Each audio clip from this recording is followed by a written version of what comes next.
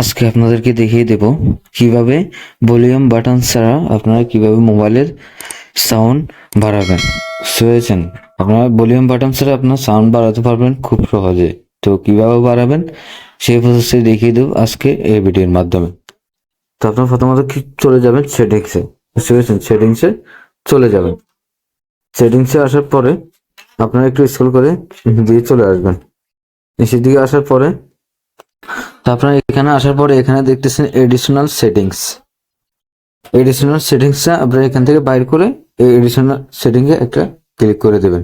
পরে এখানে একটা অপশন দেখতে পাবেন অ্যাক্সেসিবিলিটি একটা ক্লিক করে দেবেন।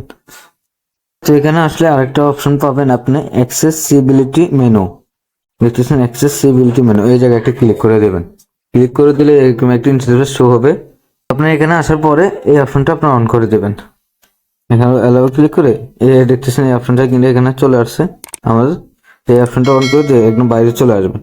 আসার পরে এটা কিন্তু আপনার সবসময় আপনার পাশে সামনে থাকবে, বুঝতে পেরেছেন? তো এখানে কি করবেন, আপনি এই জায়গায় ক্লিক করে দেবেন। ক্লিক করে দিলে এখানে দেখতেছেন সাউন্ড, এই দেখতেছেন সাউন্ড চলে আসছে। আপনি চাইলে বাড়াতে কমাতে পারবেন খুব সহজে, বুঝতে পেরেছেন? আরো অনেকগুলো অপশন আছে এই জায়গায়। আপনি আপনার ব্রাইটনেস বাড়াতে পারবেন, স্ক্রিনশট দিতে পারবেন, লক করতে পারবেন, আপনার যেটা মন চায় সেটা আপনি করতে পারবেন। চাইলে সাইলেন্ট করে করতে পারবেন, শাটার নামাইতে পারবেন। এই দেখতেছেন সাউন্ড বাড়ানো কমানো যায়। তো আশা করি বুঝতে পেরেছেন। যদি ভিডিওটি ভালো লাগে থাকে অবশ্যই চ্যানেলটা সাবস্ক্রাইব করে দিবেন, পাশে থাকা বেল আইকন দিয়ে বাজিয়ে দিন, আর লাইক কমেন্ট শেয়ার করে দিবেন। তো সবাই ভালো থাকবেন, আসসালামু আলাইকুম।